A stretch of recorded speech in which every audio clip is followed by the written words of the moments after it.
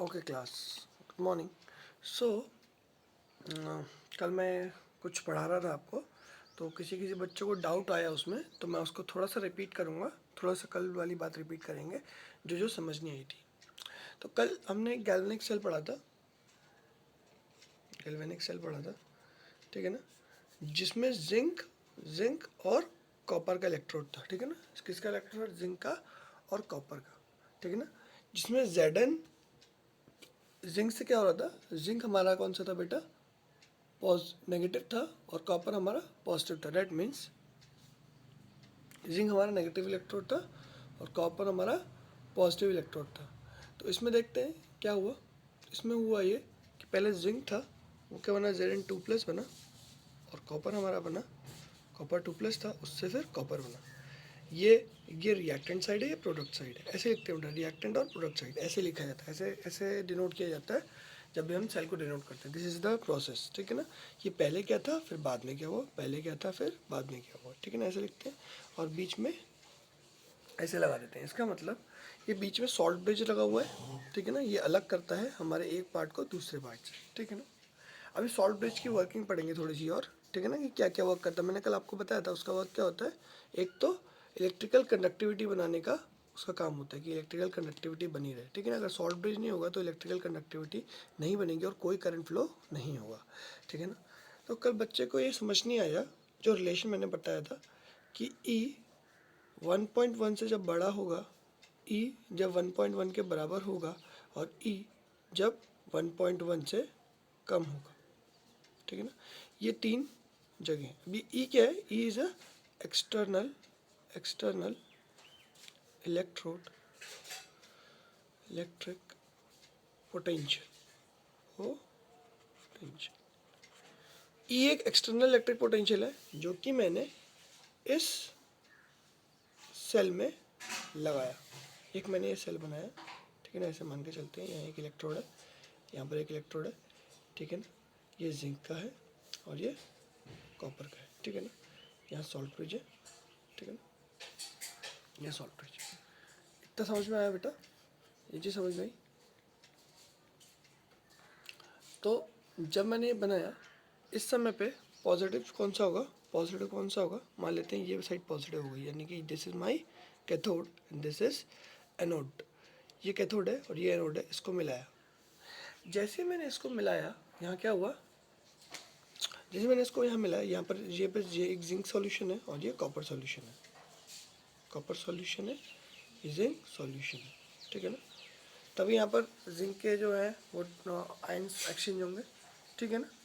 तो अब क्या हुआ, जो ये पॉजिटिव साइड थी आपकी कॉपर वाली, वहाँ से करंट फ्लो होगा नेगेटिव साइड की, ठीक है ना। अब भी मान लो आपने बस इसको जोड़ा, आपको नहीं पता था ये पॉजिटिव है नेगेटिव, कुछ नहीं पता था आपको ये भी नहीं पता था कि यहाँ जिंक या कॉपर है क्या है, कुछ नहीं पता आपको। अगर आपको ये पता करना है, ठीक है ना, ये पता करना है, तो आप क्या करोगे? एक एक्सटर्नल फील्ड लगा दोगे इस पे, मतलब इस पे एक एक्सटर्नल फील्ड लगा दोगे। फॉर एग्जांपल इस पॉइंट को मैं यहाँ निकाल लेता हूँ, ठीक है ना। इस पॉइंट को मैं यहाँ निकाल लेता हूँ, इस पॉइंट को यहाँ निकाल लेता हूँ, ठीक है ना। तो वायर से निकाल लेता हूँ और यहाँ पर मैं क्या लगाता हूँ? एक पोटेंशियल लगाता हूँ, ठीक है ना। ये पोटेंशियल लगाया मैंने, ठीक है ना। और ये एक रियोस्टेट है, सॉरी, ठीक है ना। ऐसे रियोस्टेट लगा हुआ है। रियोस्टेट का काम क्या होता है? रियोस्टेट का काम होता है बेटा, करंट को ज़्यादा या कम करने का, ठीक है ना। वोल्टेज तो मेरे पास उतनी है, मान लो इसकी कुछ वोल्टेज थी, मेरे को नहीं पता कितनी वोल्टेज थी, ठीक है ना। इसकी कुछ वोल्टेज है ई, ठीक है ना, जो कि इस समय क्या है बेटा?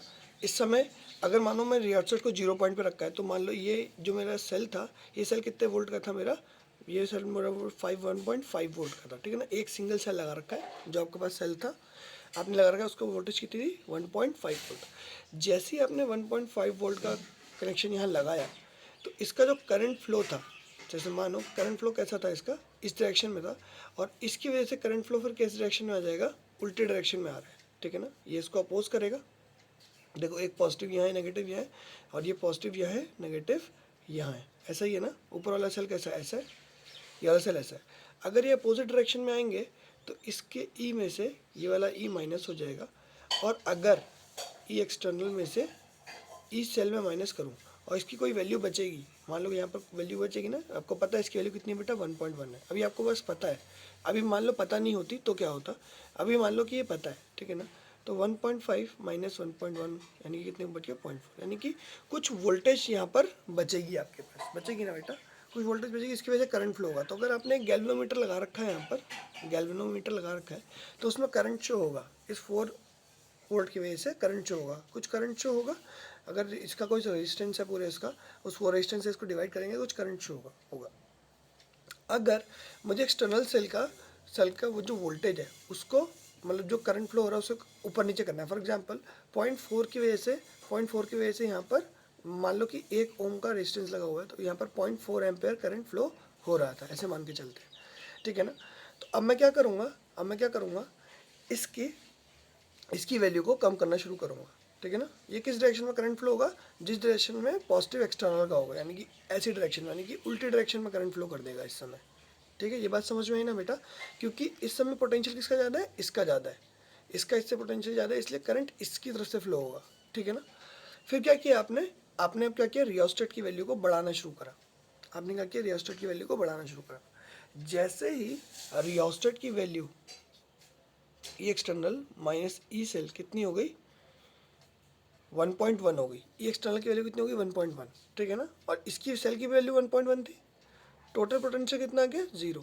जब 0 पोटेंशियल होगा तो टोटल करंट कितना फ्लो होगा 0। इस समय पे आपका गैल्वेनोमीटर क्या हो जाएगा, मूव करना रुक जाएगा। तो अब आपका गैल्वेनोमीटर जिस जगह पे रुका है, it is the potential of the cell. जो आपका सेल था ना, उसका पोटेंशियल यही है।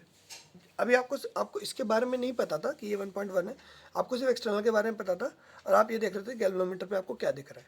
ये 1.1 मैंने इसलिए लिखा ताकि आपको समझ में आ सके कि ये 1.1 की वजह से यहाँ पर करंट फ्लो हो रहा है। मान लो ये नहीं पता होता, अब आपको पता चल जाएगा ना, क्योंकि गैल्वेनोमीटर पे 0 रीडिंग आ गई है, तो आपको पता चल जाएगा जितना आपका एक्सटर्नल की वैल्यू है उतना ही आपका ई सेल है, इस वजह से आपका गैल्वेनोमीटर 0 रीडिंग शो कर रहा है।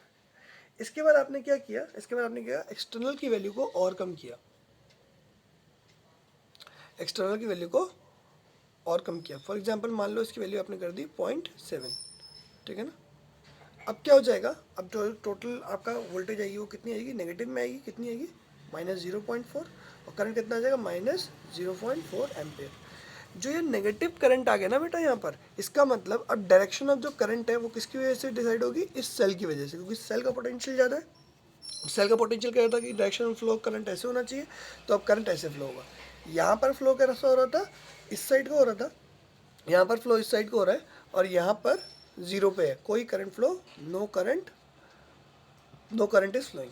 तो बेटा ये वाला टर्म समझ में है, जब भी ज़्यादा थी पोटेंशियल की वैल्यू, तो एक्सटर्नल इलेक्ट्रिक पोटेंशियल जब ज़्यादा था, तो डायरेक्शन ऑफ करंट को सेल के अपोजिट थी, ठीक है ना, जो सेल की वजह से होनी चाहिए थी उसकी जस्ट अपोजिट, ठीक है ना। तो उसकी पोलैरिटी मुझे पता चल जाएगी, इससे मुझे इसकी पोलैरिटी पता चल जाएगी। जैसे इसकी मान लो ज़्यादा आपने वैल्यू रखी है, जिस साइड को करंट फ्लो हो रहा है, ठीक है ना, और अगर एक जीरो क्रॉसिंग आएगी, इसका मतलब जीरो क्रॉसिंग के बाद जब आप इसकी वैल्यू कम करते जाओगे, तो आपको ये पता चल जाएगा कि एक्सटर्नल इलेक्ट्रिक फील्ड की वैल्यू जब कम हो गई है, उसकी वजह उस समय जो डायरेक्शन ऑफ करंट आई है वो एक्चुअल डायरेक्शन ऑफ सेल है, करंट के सेल की। तो आप ये बता सकते हो, जब भी इधर से इधर फ्लो हो रहा होगा करंट उस समय, तो आप भी बता सकोगे कि ये पॉजिटिव चार्ज है, ये पॉजिटिव इलेक्ट्रोड है, ये नेगेटिव इलेक्ट्रोड है।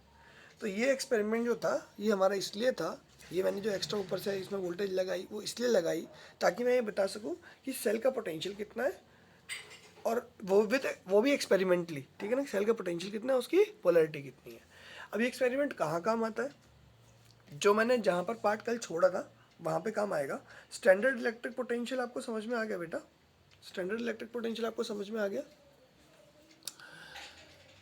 तो हाँ, तो एक साइड तो हो रहा था रिडक्शन का रिएक्शन, और दूसरी साइड का होता है ऑक्सीडेशन की रिएक्शन हो रही है, ठीक है ना।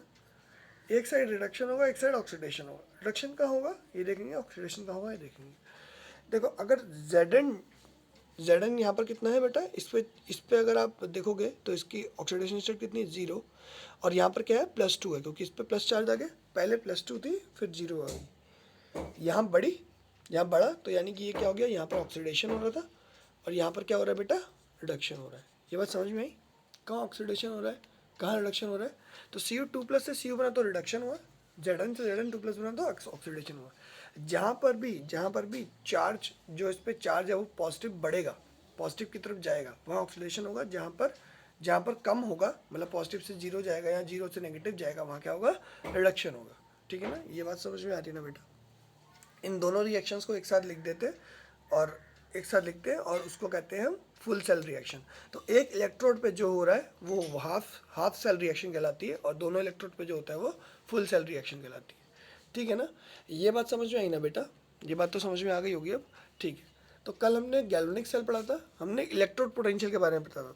तो ये जो मेरे को पता चला, ये जो मेरे को पता चली वैल्यू, ये 1.1 क्या है बेटा? ये क्या है? ई ऑफ सेल है, ई ऑफ सेल है, जो कि किससे मिलके बना है? एक ई ऑफ, जो ऑक्सीडेशन के समय पे ई ऑक्सीडेशन जो मिल रहा था, और जो आपका ई ऑफ रिडक्शन मिल रहा था, उसको आपने जब ऐड किया। लेकिन आप कहोगे सर बुक में तो लिखा हुआ है ई ऑफ लेफ्ट, अब बोलोगे क्या लिखा हुआ? ई of right minus E of left लिखा है। तो ऐसे समझेंगे, जो राइट साइड में बना, जो राइट साइड में था वहाँ पर क्या हो रहा है? Cu2+ से Cu जा रहा है, तो ये अपोजिट हो रहा है ना, सॉरी, ये पॉजिटिव हो रहा है ना हमारे लिए, कि ये जो रिडक्शन साइड है वो पॉजिटिव हो रही है हमारे लिए। इसलिए इसको हम क्या लिखते हैं? पॉजिटिव में लिखते हैं, और इस वाले को नेगेटिव में लिखते हैं, क्योंकि यहाँ पर क्या हो रहा है? ऑक्सीडेशन हो रहा है। ठीक है ना, क्योंकि रिडक्शन पोटेंशियल हमें पता है। अगर आप इलेक्ट्रोड पोटेंशियल में जाके देखोगे तो वहाँ लिखा होगा कि Cu2++2 इलेक्ट्रॉन्स गिव्स Cu। जब ये होता है तो आपका पोटेंशियल है 0.34, ठीक है ना, पॉजिटिव में। लेकिन जब का क्या हो रहा है बेटा? Zn2++2 इलेक्ट्रॉन्स आ रहे हैं और Zn बन रहा है, तो आपका क्या हो रहा है यहाँ पर? -0.76 वोल्ट्स। ठीक है ना, ये आपकी पोटेंशियल ऐसे लिखी हुई है।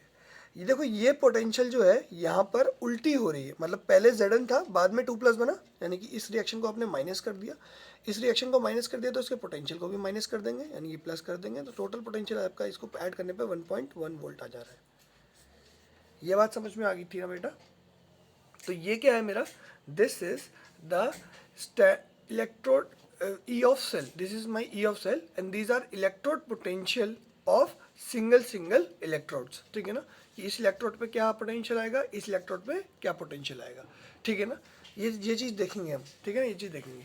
तो इसलिए ई सेल क्या होता है? ई of right minus E of left. ठीक है ना, जो राइट साइड वाला सेल है मेरा, यानी कि जो मेरा पॉजिटिव वाला साइड है, जहाँ पर मेरा ऑक्सीडेशन हो रहा है, उसको मैं क्या लिख रहा हूँ? जो मेरा ऑक्सीडेशन हो रहा है उसको पॉजिटिव लिख रहा हूँ, सॉरी, जो मेरा ऑक्सीडेशन हो रहा है उसको नेगेटिव लिखूंगा, रिडक्शन को पॉजिटिव लिखूंगा। ये रिडक्शन वाली साइड है और यहाँ पर ऑक्सीडेशन वाली साइड।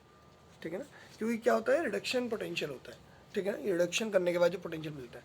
तो ई ऑफ सेल अगर आपको कभी निकालना है, चाहे आप ई राइट ई लेफ्ट लिखो ना लिखो, आपको बस ये याद रखना है कि हाँ, हो क्या रहा है, इस डायरेक्शन में जाने में बस क्या मिल रहा है और इस डायरेक्शन में जाने में बस क्या मिल रहा है, और यहाँ पर डायरेक्शन क्या है। ठीक है ना, जो ऊपर वाली रिएक्शन है वो क्या है बेटा? देखो, ये Zn plus Cu2+ gives Zn2+ Cu। ये है ना बेटा रिएक्शन? तो देखो, Zn से Zn2+ जा रहा है, Zn से Zn2+ जा रहा है, इसका उल्टा हो रहा है यहाँ पर, तो इसको आपने उल्टा लिख दिया, और यहाँ पर सीधी डायरेक्शन में जा रहा है तो सीधी डायरेक्शन में लिख दिया।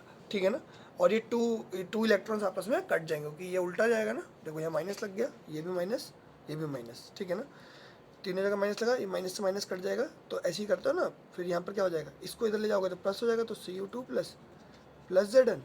ठीक है ना, इसको इधर ले जाओगे तो ये प्लस हो जाएगा, तो Cu प्लस Zn2+। ठीक है ना, ये समझ में आई आपको बात? कि आप मैंने रिएक्शंस को, हाफ रिएक्शंस को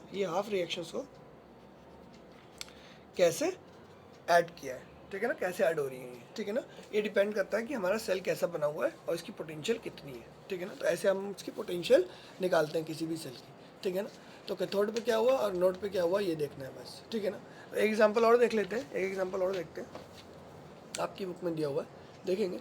एग्जाम्पल लिखा हुआ है Cu प्लस Ag पे क्या लिखा हुआ है बेटा? प्लस लिखा हुआ है, gives Cu2+ प्लस Ag। देखो बेटा, 2 इलेक्ट्रॉन की जरूरत पड़ेगी तो दो Ag लगेंगे यहाँ पर, ठीक है ना। ये क्यों किया, देखो क्योंकि इलेक्ट्रोड को बैलेंस करना था। फॉर एग्जांपल हाफ सेल की रिएक्शन क्या होगी मेरी, Cu gives Cu 2 plus 2 electrons. ये है बेटा, ये है नहीं है, हाँ है, ठीक है ना। नेक्स्ट क्या था आपके पास, Ag प्लस गिव्स Ag, एक इलेक्ट्रॉन, ठीक है। जब आप इसको ऐड करोगे तो आपको ये पूरा प्रॉपर बैलेंस नहीं होगा, यहाँ 2 इलेक्ट्रॉन्स है तो यहाँ भी 2 इलेक्ट्रॉन्स होने चाहिए, तो इस पूरी इक्वेशन के आगे 2 लगा देते हैं। उसके बाद जब आप ऐड करोगे तो ये 2 इलेक्ट्रॉन इस 2 इलेक्ट्रॉन से कट जाएंगे, ठीक है ना, क्योंकि अब मैंने रिएक्शन से फॉरवर्ड डायरेक्शन में जो हो रही है वहाँ पर वो लिखी है, ठीक है, जो फॉरवर्ड डायरेक्शन में हो रही है वो लिखी है।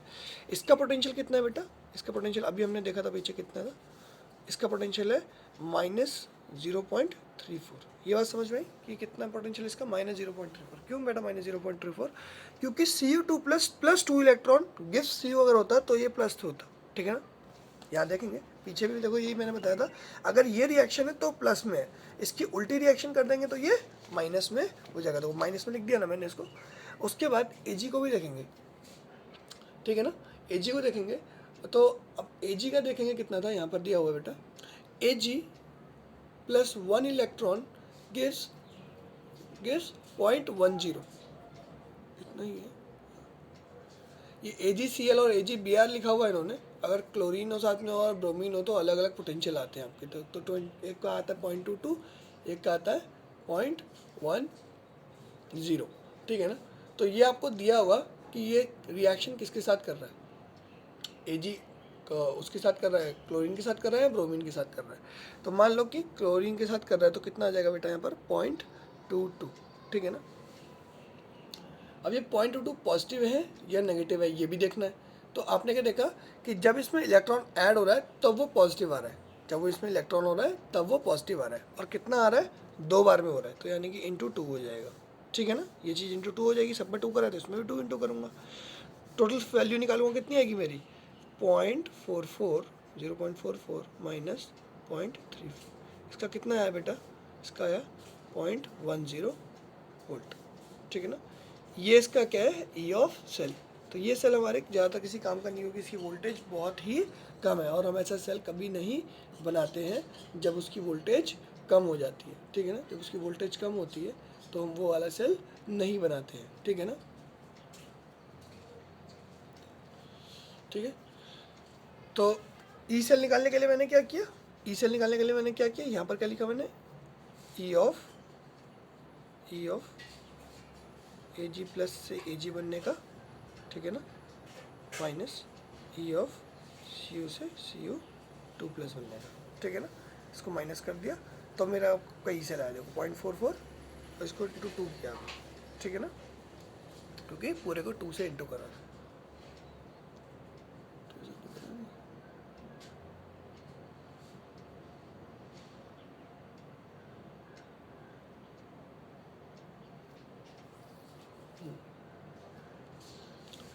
तो हाफ सेल की पोटेंशियल हम कभी भी नहीं निकाल सकते, क्यों, क्योंकि जब हम ये वाला एक्सपेरिमेंट करेंगे हमें हाफ सेल की पोटेंशियल कभी भी नहीं पता चलेगी, ये वाला एक्सपेरिमेंट करेंगे हमें हाफ सेल की पोटेंशियल कभी नहीं पता चलेगी। तो क्या करते हैं, अब आता है measurement of electrode potential, measurement of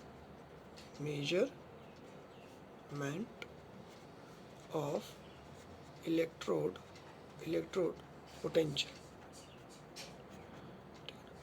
अब देखते हैं मेजरमेंट ऑफ इलेक्ट्रोड पोटेंशियल कैसे होता है। देखो क्या करते थे बेटा, आपको पता है कि हाइड्रोजन का जो इलेक्ट्रोड पोटेंशियल होता है, हाइड्रोजन का जो इलेक्ट्रोड पोटेंशियल होता है वो क्या होता है बेटा, 0 होता है, ठीक है ना। ये हमें पता चला जब हमने हाइड्रोजन के साथ किसी को भी रखा तो उसकी वैल्यू क्या आ रही थी ये देखकर, ठीक है ना।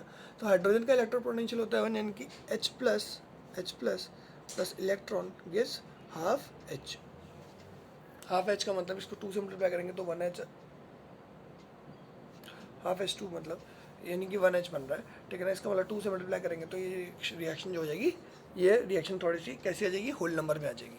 तो इस रिएक्शन में इलेक्ट्रोड पोटेंशियल है वो कितना है आपका, 0 है, ठीक है ना, इलेक्ट्रोड पोटेंशियल 0 है। इसका मतलब अगर मैं 2 में से एक इलेक्ट्रोड पे हाइड्रोजन वाला काम करवाऊँ तो क्या होगा बेटा, क्या होगा, अगर मैं हाइड्रोजन वाला काम कर रहा हूँ तो क्या होगा, तो मैं ये बता सकता हूँ यहाँ पर कोई भी मेटल है और यहाँ पर क्या है, हाइड्रोजन है। तो अब जो भी मेरे को इलेक्ट्रिक पोटेंशियल मिलेगा, अब जो भी मेरे को ई सेल मिलेगा वो किसके बराबर होगा, ई ऑफ एम के बराबर होगा नहीं होगा बेटा? यस होगा। क्यों? क्योंकि मैंने इसको जब, क्योंकि इसका जो E M minus E H होना चाहिए था, और वो ई एम की वैल्यू, ई एच की वैल्यू कितनी, 0, तो दैट इज ई एम के बराबर है मेरा ई सेल, ठीक है ना। ई ऑफ सेल मेरा ई एम के बराबर है। इसका मतलब अगर अब मैं क्या करूँगा, यहाँ पर एक external electric field electron potential लगा के और रियोस्टेट लगा के फिर से चेक करूँगा, जैसे पिछली वाली में मैंने चेक किया था कि ई एक्सटर्नल माइनस ई सेल करके देखूंगा, और जहाँ पर मेरे गैल्वेनो की जी की वैल्यू कितनी आ जाएगी, जी पे करंट कितना आएगा, 0 आएगा, वो वैल्यू क्या मिली होगी, ई सेल के बराबर होगी। तो ई सेल की वैल्यू मैं ऐसे निकाल सकता हूँ, और जो मेरी ई सेल की वैल्यू होगी वही उस मेटल की स्टैंडर्ड क्या होगा, स्टैंडर्ड इलेक्ट्रोड पोटेंशियल होगा, ठीक है ना। वही उसका स्टैंडर्ड इलेक्ट्रोड पोटेंशियल होगा। ये बात बेटा समझ में आ रही है, ये उसका स्टैंडर्ड इलेक्ट्रोड पोटेंशियल होगा, ठीक है ना। तो स्टैंडर्ड इलेक्ट्रोड पोटेंशियल किसी का भी निकालना है तो बहुत इजी है निकालना, ठीक है ना, बहुत इजी है निकालना। बस आप क्या करोगे, उसको सिर्फ और सिर्फ हाइड्रोजन के साथ उसका क्या कहते हैं, सेल बनाओगे और उसकी वैल्यू निकाल लोगे, तो आपको पता चल जाएगा कि आपका जो पोटेंशियल है वो कैसा है। तो हाइड्रोजन के साथ क्या हो रहा है, हाइड्रोजन के साथ हमेशा क्या हो रहा है, रिडक्शन हो रहा है। तो बाकी सबके साथ क्या होगा, ऑक्सीडेशन होगा। तो यहाँ ऑक्सीडेशन होगा, हमेशा ऑक्सीडेशन की जो वैल्यू आएगी वो आपको पता चलती जाएगी कि इसकी ऑक्सीडेशन की वैल्यू क्या है, ठीक है ना। E M is the E oxidation. तो हाफ सेल की आप क्या निकाल सकते हो, अब इस तरीके से आप हाफ सेल की क्या निकाल सकते हो, पोटेंशियल निकाल सकते हो, ठीक है ना। क्या करते हैं, एक काम करते हैं,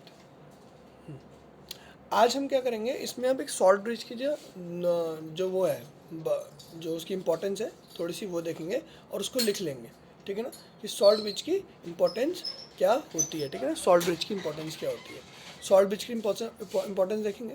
पहली बात तो सॉल्ट ब्रिज बना किससे होता है, ठीक है, ऐसे लिखो, टॉपिक लिखो, सॉल्ट ब्रिज। इसके बारे में पता होना चाहिए, क्यों, क्योंकि कई बार क्वेश्चन आ जाते हैं, आपकी बुक में इतने ज़्यादा थॉरली नहीं दिया है इसके बारे में, सिर्फ बता रखा है कि सॉल्ट ब्रिज से काम आता है आपका, ये सर्किट कंप्लीट करने का काम आता है। तो थोड़ा सा इसके बारे में पढ़ेंगे। तो सॉल्ट ब्रिज एक ऐसा ब्रिज होता है जो कि बना होता है या तो KCl से, ठीक है ना, या तो KCl से, या KNO3 से, या फिर K2SO4 से। ये तीनों के तीनों सॉल्ट में से कोई एक सॉल्ट का यूज़ करते हैं हम ब्रिज बनाने के लिए। ये सॉल्ट ब्रिज करता क्या है, सॉल्ट ब्रिज ऐसा करता है, जो इसके आयंस होते हैं वो उसको ऐसे मेंटेन करता है कि इसकी टोटल इलेक्ट्रिकल न्यूट्रलिटी बनी रहे, ठीक है ना। Electrical neutrality is maintained. एक काम तो इसका ये होता है, ठीक है ना, ये सेकेंडरी काम है। तो पहला काम क्या था, टू कंप्लीट द सर्किट,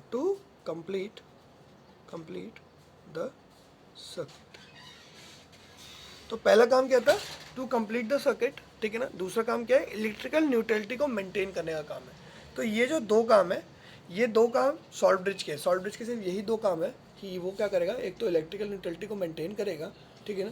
दूसरा क्या करेगा, दूसरा ये करेगा कि आपके जो फ्लो ऑफ इलेक्ट्रॉन्स है, मतलब फ्लो ऑफ इलेक्ट्रॉन्स उसको पूरा करेगा, ठीक है ना। यहाँ से यहाँ भी इलेक्ट्रॉन ट्रांसफर होने चाहिए, तभी तो ये आपका क्या कहते हैं, पूरा सर्किट कंप्लीट होगा, आपका करंट फ्लो होगा, नहीं तो करंट फ्लो नहीं होगा। ऐसा देख सकते हैं कि क्या होगा ऐसे में, मान लो कि एक मेटल है, यहाँ पर सारे पॉजिटिव इलेक्ट्रॉन्स आ रहे हैं, यहाँ जिंक था और यहाँ कॉपर था, ठीक है ना।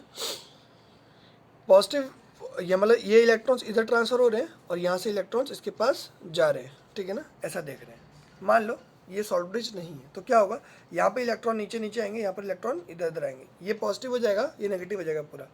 जैसे इन पे चार्जेस ऐसे बन जाएंगे अलग अलग, अब क्या होगा, अब इसके बीच से कोई करंट फ्लो नहीं होगा।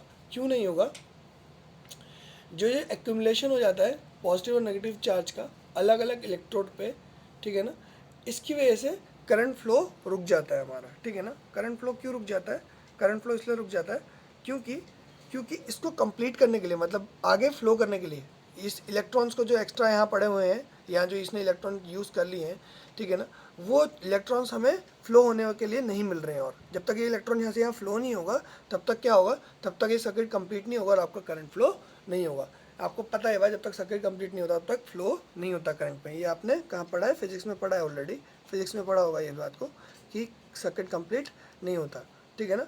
पोटेंशियल बीच में नहीं होगा तो सर्किट कंप्लीट, पोटेंशियल हो जाएगा तो करंट फ्लो करने की कोशिश करेगा, पोटेंशियल तो बन जाएगा ना प्लस माइनस की वजह से, लेकिन जब करंट फ्लो करने की कोशिश करेगा तो बाद में उसको रास्ता कैसा मिलेगा, ओपन मिलेगा, विदाउट सॉल्व ब्रिज कैसा मिलेगा, ओपन रास्ता मिलेगा और वो सर्किट कंप्लीट नहीं करेगा, ठीक है ना, सर्किट कंप्लीट नहीं करेगा। ये बात समझ में आई ना, ठीक है, ठीक है ना। तो ये आपकी हो गई सॉल्व ब्रिज के बारे में जो कहानी थी। अगर आपको सॉल्व ब्रिज के बारे में किसी ने कुछ बोला तो आप ये बता सकते हो कि salt bridge is made up of KCl, KNO3 और K2SO4। उसके दो फंक्शंस हैं, to complete the circuit and to maintain the electrical neutrality, ठीक है ना। तो कैसे करता है electrical neutrality of the solution, देखते हैं। अलग अलग हाफ सेल्स में क्या करता है, अलग अलग हाफ सेल्स में करता है, कैटायंस और अनायंस जो प्रेजेंट होते हैं, ठीक है ना, इन द सॉल्ट ब्रिज, जो कैटायंस और अनायंस इसमें प्रेजेंट होते हैं और वो, और जो कैटायंस अनायंस इसमें प्रेजेंट होंगे उसकी जो नंबर ऑफ कैटायंस अनायंस होंगे वो बराबर कर देता है वो, ठीक है ना। जितने अनायंस इधर होंगे उतने अनायंस इसके पास होंगे, जितने कैटायंस इसके पास होंगे उतने कैटायंस इसके पास होंगे, ठीक है ना। तो ये क्या करता है, मतलब यहाँ पर कैटायंस है तो इसमें क्या होंगे, अनायंस होंगे, बराबर होगा नंबर। अगर इसमें 2 कैटायन है, 2 कैटायन होंगे, और यहाँ पर अगर 10 एनायन है तो यहाँ 10 कैटायन होंगे, और इसकी इलेक्ट्रिकल न्यूट्रलिटी को ये मेंटेन कर देगा, ठीक है ना। आप टोटल आप देखोगे तो टोटल चार्जेस पे 0 रहेगा, ठीक है ना। ये इस सॉल्यूशन के चार्जेस को 0 करने की कोशिश कर रहा है, ठीक है ना, तभी तो करंट फ्लो हो रहा है, ठीक है ना। तो ये दोनों काम ये करता है, ये दोनों काम, ये दो फंक्शंस हो गए इसके, और उसके अलावा ये नहीं होगा तो क्या होगा, और ये किस चीज़ से बना होता है, 3 चीज़, ठीक है ना। तो आपको ऐसे लिखने के लिए आ सकता है, सॉल्ट ब्रिज के बारे में कभी पूछा जा सकता है तो आप ये बता सको इसलिए बताया गया, ठीक है ना। कई बार 1 नंबर का क्वेश्चन आ जाता है, इस सॉल्ट ब्रिज के 2 काम क्या हो सकते हैं, ठीक है ना, 3-4 ऑप्शन होंगे, आपको ये 2 ऑप्शन देख के टिक करना है, ठीक है ना। तो ये आपके कैसे क्वेश्चन बन सकते हैं, ऑब्जेक्टिव टाइप क्वेश्चन में आ सकता है, ठीक है ना। जो आपके ऑब्जेक्टिव टाइप क्वेश्चन बनते हैं ऐसे बनते हैं, ठीक है ना। नेक्स्ट क्या है आपका, अब रिप्रेजेंटेशन कैसे होती है इलेक्ट्रोकेमिकल सेल की, हाउ यू रिप्रेजेंट, ठीक है ना, रिप्रेजेंटेशन। मैंने अभी थोड़ी देर पहले बताया था, ऐसे डबल साइन से हम लोग क्या करते हैं, 2 अलग अलग साइड्स को अलग अलग लिख देते हैं, ठीक है ना। सबसे पहले anode half cell is written on the left side. जो एनोड वाला पार्ट होता है, दैट मीन्स जहाँ पर इलेक्ट्रॉन्स लूज गेन करेगा बाद में। एनोड पार्ट मतलब जहाँ पर इलेक्ट्रॉन गेन करेगा, ठीक है ना, बाद में इलेक्ट्रॉन गेन करेगा, यानी कि पहले इलेक्ट्रॉन नहीं थे, यानी कि इलेक्ट्रोड कैसा था, नेगेटिव इलेक्ट्रोड। तो जो आपने लिखा था, जो आप लिखोगे, क्या लिखोगे, मेटल प्लस, मेटल से मेटल प्लस, ठीक है ना। इसका मतलब क्या हुआ, यहाँ पर क्या हो रहा है बेटा, यहाँ पर ऑक्सीडेशन हो रहा है, हाँ, नहीं, मेटल प्लस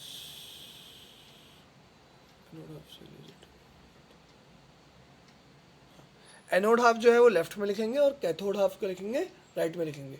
एनोड पे क्या होता है बेटा, एनोड पे देखेंगे, एनोड पे क्या होता है, ऑक्सीडेशन होता है, ठीक है ना। एनोड पे ऑक्सीडेशन होगा, और कैथोड पे क्या होगा बेटा, कैथोड पे क्या होगा, रिडक्शन होगा। तो अब यहाँ पर क्या हो रहा था, और दूसरी साइड में क्या हो रहा था, M प्लस से, ये M1 लिख लो, इसको M2 प्लस से सॉरी, ठीक है ना। तो जो एक साइड हाफ रिएक्शन ये लिखनी है, हाफ रिएक्शन ये इधर लिखनी है, ठीक है ना।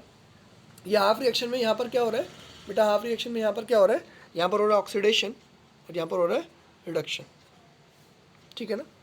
तभी तो आप क्या करते हो, ये राइट है, ये लेफ्ट है, तभी आप क्या करते हो, ई राइट माइनस ई लेफ्ट लिखते हो अपने ई सेल को, ठीक है ना। ये राइट लेफ्ट देखने का अगर आपको झंझट होता है तो जो मैंने तरीका बताया बस वो देख लेना, किस डायरेक्शन में फ्लो है और उसकी वैल्यू क्या क्या है, बस ये पता होनी चाहिए आपको, आप डाल सकते हो आंसर में, ठीक है ना। तो इसको रिप्रेजेंट कैसे करते हैं, पहले तो लिखते हैं anode half of the cell is written on the left side and cathode half is on right side. Left right का दिख गया आपको ना। और क्या रखता है, डबल वर्टिकल कॉलम जो मैंने आपको ये बताया था, ये लगता है, it represent the salt bridge, ये सॉल्ट ब्रिज बना हुआ है, ठीक है ना। और क्या बता रखा है, the molar concentration of the solution is return in the bracket, ठीक है ना, कि इसकी मोलर कंसंट्रेशन क्या है। अब मोलर कंसंट्रेशन का क्या यूज़ होता है ये हम नेक्स्ट इक्वेशन में देखेंगे, ठीक है ना। तो यहाँ पर आप ऐसे लिख सकते हो कितने मोलर सॉल्यूशन था, मान लो 0.1 मोलर सॉल्यूशन था, यहाँ पर कितना था 0.2 मोलर सॉल्यूशन था, ठीक है ना। ये जो मोलर कंसंट्रेशन है ये हम नेक्स्ट इक्वेशन में देखेंगे कि इसका क्या इफेक्ट होता है, ठीक है ना। बस अभी बस रिप्रेजेंटेशन करने का देखेंगे, रिप्रेजेंटेशन कैसे होती है सेल की, ठीक है ना। तो ऐसे रिप्रेजेंट करते हैं हम लोग, बता देते हैं साथ में कितना मोलर है ब्रैकेट में डाल के, ठीक है ना, कितने मोलर सॉल्यूशन का हो रहा है, ठीक है ना, ठीक है ना। तो अगर आपको मैं, हाँ, तो अब आपको रिप्रेजेंट करना आ गया, आपको रिप्रेजेंट करना आ गया कि कैसे रिप्रेजेंट करते हैं। और आप क्या कर सकते हो, आप इलेक्ट्रोलाइटिक सेल और गैल्वेनिक सेल के बीच में आप डिफरेंस भी देख सकते हो, ठीक है ना। तो दो सेल मैंने आपको बताया है, ठीक है ना, एक तो इलेक्ट्रोलाइटिक सेल बनाया, एक गैल्वेनिक सेल बताया, ठीक है ना।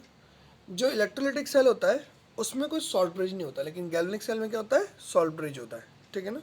इलेक्ट्रोलाइटिक सेल में सॉल्ट ब्रिज क्यों नहीं होता है, इलेक्ट्रोलाइटिक सेल में सॉल्ट ब्रिज क्यों नहीं होता है, क्योंकि उसमें क्या होता है, एक ही सॉल्यूशन होता है। इलेक्ट्रोलाइटिक सेल आपने पहले पढ़ा होगा, या नहीं पढ़ा है मैंने आपको, एक ही चैम्बर होता है, उसी में इलेक्ट्रोड और कैथोड ऐसे लगा देते हैं, इलेक्ट्रोलाइट दोनों का सेम होता है, ठीक है ना, और यहाँ करंट फ्लो करने की कोशिश करते हैं, ठीक है ना। इस इलेक्ट्रोलाइटिक सेल का, इस सेल का, इलेक्ट्रोलाइटिक सेल का, यहाँ पर देखो आपको दिख रहा है ना कि इसका क्या कहते हैं, सर्किट कंप्लीट हो रहा है ऐसे में, ठीक है ना, इसका सर्किट कंप्लीट हो रहा है, इलेक्ट्रोड 1 है, इलेक्ट्रोड 2 है, ठीक है ना। तो इलेक्ट्रोलाइटिक सेल कैसा होता है, ऐसा होता है, ठीक है ना। इसका क्या होता है, इसका जो हमारे पास मेन हमारे पास घाटा है, जो इसका लिमिटेशन है वो ये है कि इसकी जो पोटेंशियल होता है वो एक लिमिट तक होता है, ठीक है ना, उससे ज़्यादा नहीं आप बढ़ा सकते हो। जबकि अगर आप गैल्वेनिक सेल की बात करो तो उसका पोटेंशियल कितना ले जाते हो, कल मैंने आपको दिखाया था कितना, 5 पॉइंट समथिंग, 5.87 कितना निकाला था, 1 मिनट देखते हैं।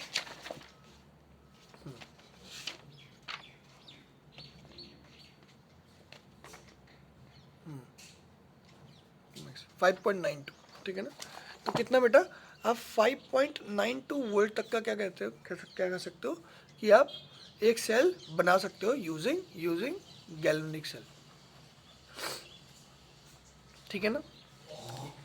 इसको यूज़ करके आप क्या कर सकते हो, 5.92 वोल्ट तक का बना सकते हो। इसमें क्या कर सकते हो, इसमें बहुत कम वोल्टेज का ही बनता है, ठीक है ना, क्योंकि नीचे जो एक सॉल्यूशन होता है वो उस सॉल्यूशन के रिगार्डिंग हमें दो अलग अलग इलेक्ट्रोड झेलने पड़ते हैं, और फिर उसके बाद उसी हम लोग एक मतलब एक लिमिटेशन में बन जाता है कि हमें यही दोनों यूज़ करने पड़ेंगे। यहाँ पर हमारे पास क्या कहते हैं, हम फ्री होते हैं कुछ भी यूज़ करने के, ठीक है ना। तो ये डिफरेंस था आपका इलेक्ट्रोलाइटिक और गैल्वेनिक सेल में, कि बस उसमें एक सॉल्ट ब्रिज नहीं होता है और उसमें एक सॉल्ट ब्रिज होता है, ठीक है ना। और दोनों इलेक्ट्रोड क्या होते हैं, एक ही जगह पे एक ही सॉल्यूशन में प्लेस हो जाते हैं, उसमें दोनों इलेक्ट्रोड अलग अलग सॉल्यूशंस में डाले जाते हैं, ठीक है ना। तो दोनों में ऑक्सीडेशन होती है और रिडक्शन होती है। ऑक्सीडेशन कहाँ होती है, एनोड पे होती है, और रिडक्शन कैसे कहाँ पे होती है, कैथोड पे। यानी कि जहाँ रिडक्शन होगा वो पॉजिटिव वाला होगा, और जहाँ ऑक्सीडेशन होगा वो क्या होगा, नेगेटिव वाला। नेगेटिव वाले को कहते हैं एनोड और पॉजिटिव वाले को कहते हैं कैथोड, ठीक है ना। पॉजिटिव वाले को कहते हैं कैथोड। इतना करेंगे आज की क्लास में, ठीक है ना। नेक्स्ट क्लास में हम लोग नर्स्ट इक्वेशन को पढ़ेंगे जरूर, ठीक है ना, नर्स्ट इक्वेशन को, और ये मोलर कंसंट्रेशन को कैसे यूज़ कर रहे हैं हम ये पढ़ेंगे, ठीक है ना। Thank you.